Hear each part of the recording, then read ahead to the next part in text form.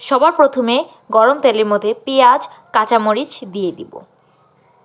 পেঁয়াজ কাঁচামরিচ নাড়ার সাথে সাথে একটু লবণ দিয়ে দিব। লবণ দিয়ে দিলে পেঁয়াজটা ভালোভাবে গলে যায়। এরপর একে একে একটু আদা রসুন, হলুদ, মরিচ দিব।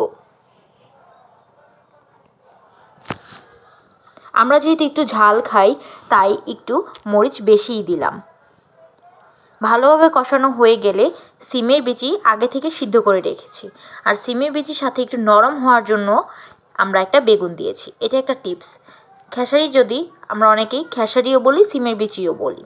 ভালোভাবে নরম এবং ঘন করার জন্য একটা বেগুন দিলে স্বাদটা অনেক মজা হয়। ভালোভাবে কষানোর পর এরপর আমি টমেটো দিয়ে দিব। টমেটো দিয়ে ভালোভাবে কষিয়ে পানি দিয়ে দিব। পানি দেওয়ার পর আগে থেকে ইলিশ মাছ ভেজে রেখেছিলাম, ইলিশ মাছের মাথা, পেটি এবং পিস ওগুলো দিয়ে দিয়েছি।